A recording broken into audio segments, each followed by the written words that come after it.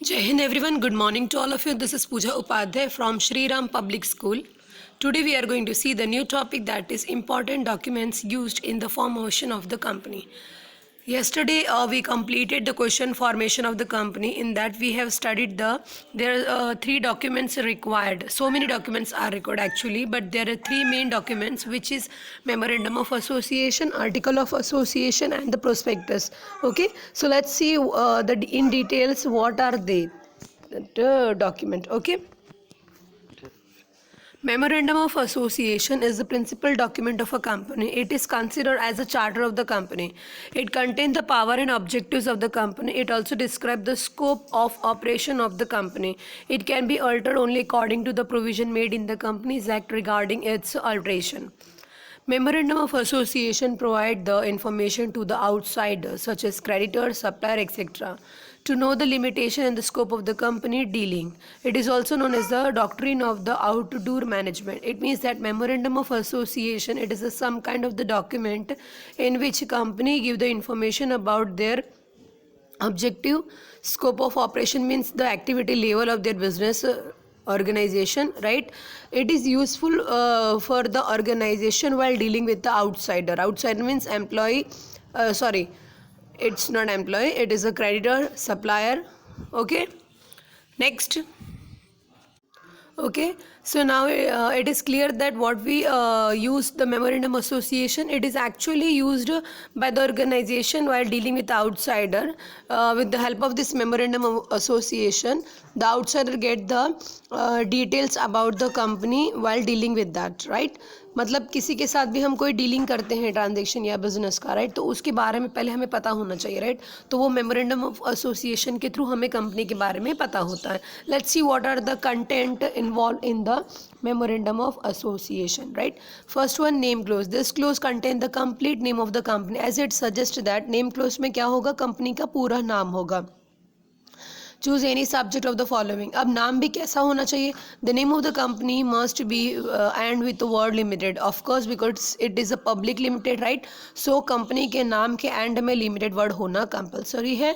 Next, the name should not be similar identical to the name of any other company. किसी और company का जैसा exact नाम आप चूज़ नहीं कर सकते. जैसे रिलायंस इंडस्ट्री, अगर आप कोई नई कंपनी ओपन करना चाह रहे हैं तो आप अपनी कंपनी का नाम भी रिलायंस इंडस्ट्री नहीं रख सकते. ठीक, the name should not be contain the word corporative, और आपके वो कंपनी के नाम के बीच में कॉपरेटिव वर्ड नहीं आना चाहिए. The name should not be convey the connection और link of the company with the government.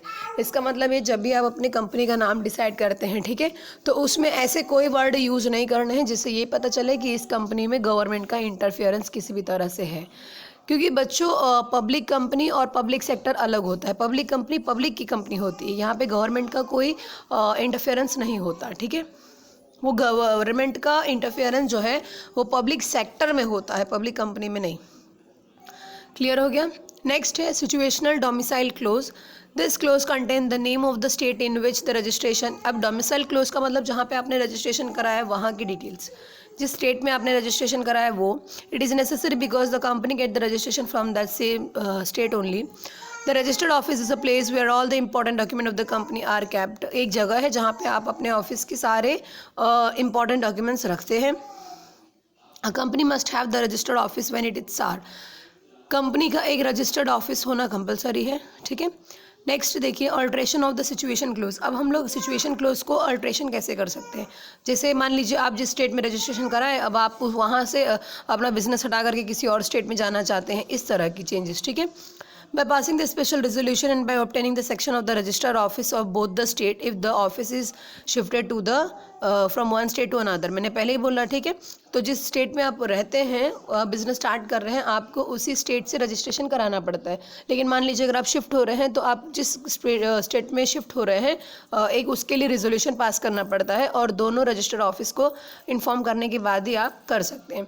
Bye passing the special resolution only if the office is to be shifted from one town to another is the same state. by passing an ordinary resolution in if office is shifted from one locality to another। इसका मतलब simple है, अगर आप अपने state से किसी और state में जा रहे हैं, अपने पर्टिकुलर लोकेलिटी से किसी और लोकेलिटी में जा रहे हैं, अपने पर्टिकुलर एरिया से किसी और एरिया में जा रहे हैं, सिंपल मीनिंग है अगर आप अपने ऑफिस का एड्रेस चेंज कर रहे हैं तो उसके लिए आपको एक स्पेशल रेजोल्यूशन पास करना होगा, ठीक है। नेक्स्ट है objective close. It is the most important close of the memorandum of association of contain the main objective of the company and other secondary objective which the company may pursue. This clause defines the scope and the limitation of the activities of the company. First, the objective of the company must be legal. The objective should not be contrary to provision of any law. The objective must not be immoral. Simple meaning है, objectives company का क्या होता है, profit earn करना, ठीक है। तो जो मेन ऑब्जेक्टिव्स होते हैं कंपनी के, प्रॉफिट अर्न करना, सोशल सर्विस प्रोवाइड करना, ठीक है, ठीक है। तो कंपनी के जैसे प्रॉफिट हो गया, सोशल सर्विस हो गए, जो भी रिस्पॉन्सिबिलिटी, जनरली ये दो ऑब्जेक्टिव्स होते हैं, ठीक है। तो कंपनी जब भी अपने ऑब्जेक्टिव सेट करे तो उसको एक चीज़ ध्यान में रखना है कि objective of the company must be legal. पहली बात तो वो लीगली अचीवेबल होना चाहिए। सेकेंड है objective should not be contrary to provision of any law, किसी भी लॉ को अफेक्ट ना हो जब भी वो ऑब्जेक्टिव अचीव करे। थर्ड है objective must not be immoral, और ऑब्जेक्टिव है वो मॉरली होना चाहिए, यानी सोशली एक्सेप्टेबल होना चाहिए, इमोरल नहीं होना चाहिए, ठीक है।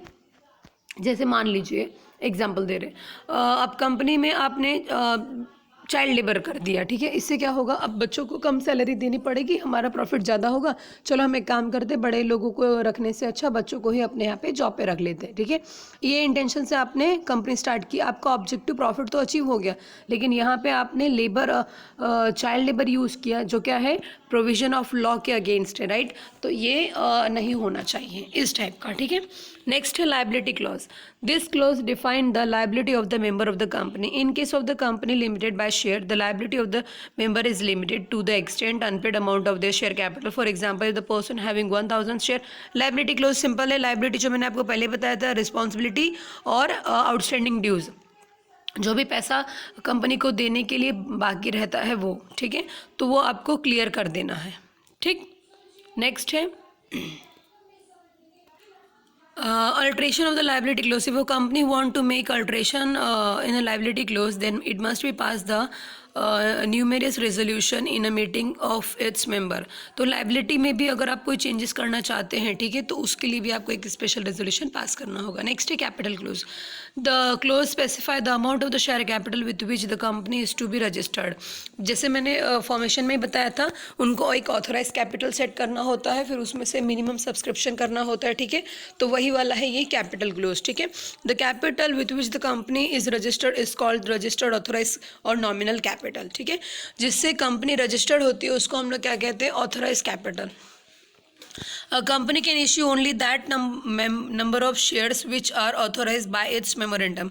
और कंपनी मार्केट में सिर्फ उतने ही शेयर इशू कर सकती जितने उन्होंने ऑथोराइज किया था at the time of the registration, ठीक। अब हम देखते हैं टाइप्स ऑफ कैपिटल। अभी तक आपने अकाउंट्स में पढ़ा होगा फिक्स और working, right. In business term में इसके अलग अलग नाम है, टाइप्स ऑफ कैपिटल। फर्स्ट है ऑथोराइज कैपिटल और nominal capital. Section 2 subsection 8 of the act it means that such capital as is authorise by the memorandum of association of the company is to be maximum amount of the share capital of the company. Authorise capital वो capital है जो आपने memorandum of association में mention किया था, पहली चीज़। दूसरी चीज़ है ये सबसे हाई कैपिटल होगा, इससे ऊपर नहीं रख सकते हैं, उसके लिए फिर उसको अल्ट्रेशन करना होगा मेमोरेंडम को, ठीक है। तो ये हो गया। Next issued capital. It defined under the section 250। It means that such capital as the company issue from time to time for subscription. Issued capital क्या है, देखो ऑथोराइज कैपिटल क्या है, जो हमने मेमोरेंडम ऑफ एसोसिएशन में मेंशन किया है, पहला। दूसरा ये मैक्सिमम अमाउंट ऑफ कैपिटल होता है हमारे बिजनेस में जो इन्वेस्टमेंट होने वाला है, ठीक। Second issued capital. अब इसमें क्या आता है, वो कैपिटल आता है जो आप बार बार मार्केट में इश्यू करके पैसा मंगाने वाले हो, ठीक है। नेक्स्ट है subscribe capital. It means that part of the capital which is the for time being subscribe by the member. अब सब्सक्राइब कैपिटल क्या है, वो कैपिटल है जो आपके मेंबर्स यानी शेयर होल्डर ने सब्सक्राइब कर चुके हैं, ठीक। Called up capital. It means that which part of the capital which has been called for a payment. अब कॉल्ड अप कैपिटल क्या बता रहे हैं, शेयर्स की जो टोटल वैल्यू होती है उसको 3 पार्ट में डिवाइड किया जाता है, application, allotment and call money, ठीक है। तो कंपनी नेचुरली सारे पैसे एक साथ नहीं मंगाती है शेयर्स के, पहले वो एप्लीकेशन मनी लेती है, फिर अलॉटमेंट मनी लेती है और उसको सर्टिफिकेट दे देती है, ठीक है। जब उसको रिक्वायरमेंट होता है इन फ्यूचर तब वो कॉल मनी मंगाती है। तो कॉल्ड अप कैपिटल हम उसी कैपिटल को बोलते हैं जो पैसा बचा हुआ है, मिलने वाला है। नेक्स्ट है paid up share capital. Paid up share capital का मतलब ये होता है, it means such aggregate amount of money credited as a paid up और equivalent to the amount receive as a paid up respect of the share. Paid up capital यानी जब shares capital का full payment received हो जाता है तो उसको हम लोग पेड अप कैपिटल बोलते हैं, यानी अब उसमें कुछ भी कॉल मनी बचा हुआ नहीं है, सारे पैसे शेयर्स कैपिटल के आ गए हैं, ठीक है।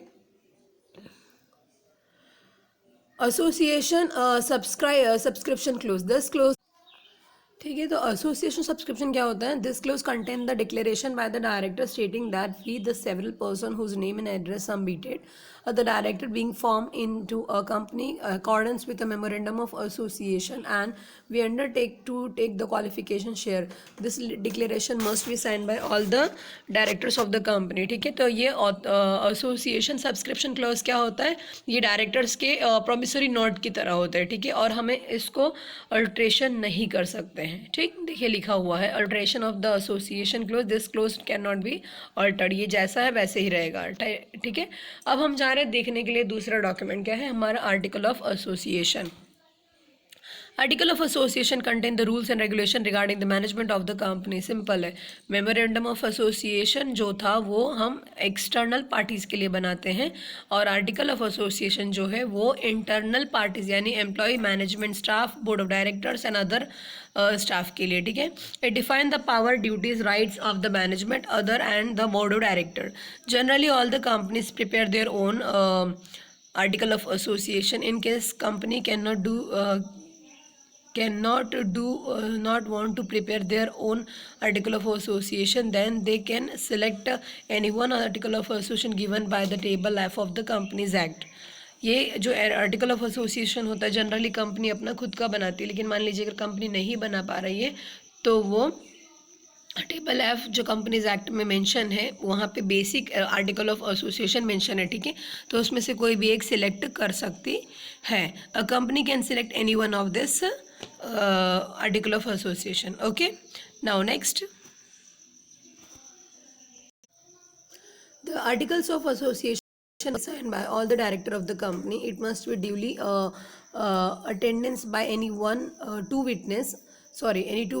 Article of association is also known as a bylaw of the company doctrine of indoor management, यानी कि सिंपल मीनिंग में समझ लीजिए बच्चों, इसमें इंटरनल जो लोग काम करते हैं उनके लिए रूल्स, रेगुलेशन, पॉलिसी वगैरह जो बनाई जाती है वो कहाँ पे होती है? इंटरनल आर्टिकल ऑफ एसोसिएशन में। अब हम देखते हैं इसमें क्या क्या कंटेन होते हैं।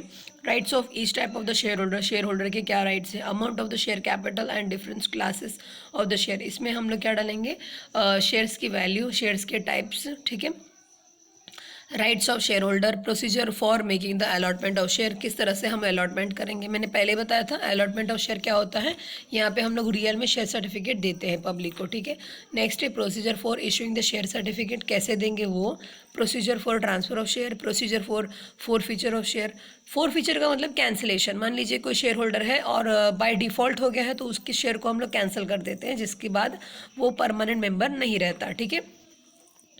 प्रोसीजर फॉर री इश्यू ऑफ फॉरफिटेड शेयर, अब जितने शेयर हमने कैंसिल किए, ठीक है, मान लीजिए कोई मिस्टर ए है, उन्होंने 10 शेयर्स खरीदा और वो 5 ही शेयर का पैसा दे पाए, 5 का वो नहीं दे पाए, तो उनके शेयर को हम कैंसिल कर देते हैं। तो जो 5 शेयर कैंसिल हुए हैं, ठीक है, वो हम किसी और को री इश्यू कर सकते हैं, ठीक है। तो जिसको हम सेल कर देंगे री इश्यू के थ्रू, तो वो फिर हमारे कंपनी का मेंबर बन जाएगा, ठीक है। नेक्स्ट है procedure for conducting the meeting, procedure for appointing and removal of director, duties, power and remuneration of director, procedure for declaration and payment of dividend, procedure regarding the winding up of the company, procedure regarding the keeping of the books of account and their audit, seal of the company etcetera.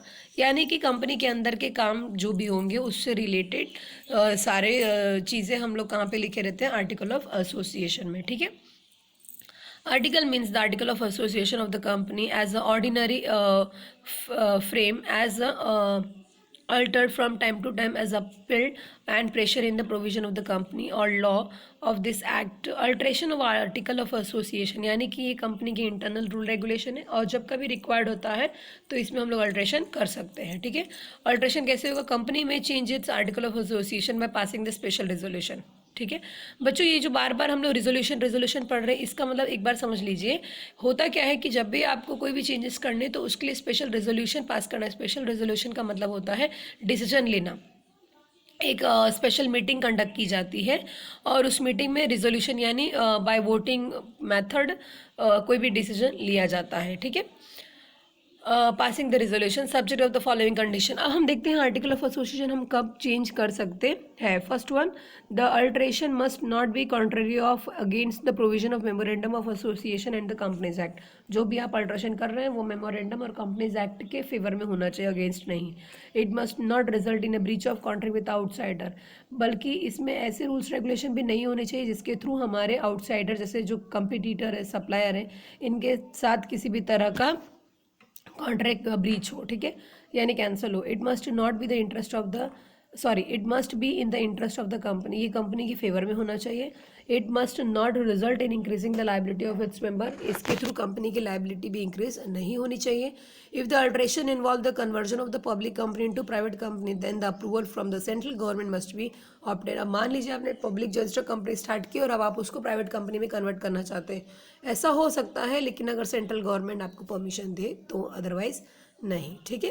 तो यहाँ हम लोगों का internal और external खत्म हो गया, यानी memorandum of association and article of association finish होता है। अब हम लोग नेक्स्ट डॉक्यूमेंट देखेंगे, दैट इज द प्रोस्पेक्टस।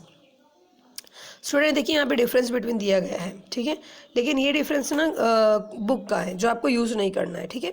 आपका इवनिंग शेड्यूल का होमवर्क रहेगा कि आपको अपने मन से MOA और AOA में डिफरेंस बिटवीन लिखना है, ठीक है।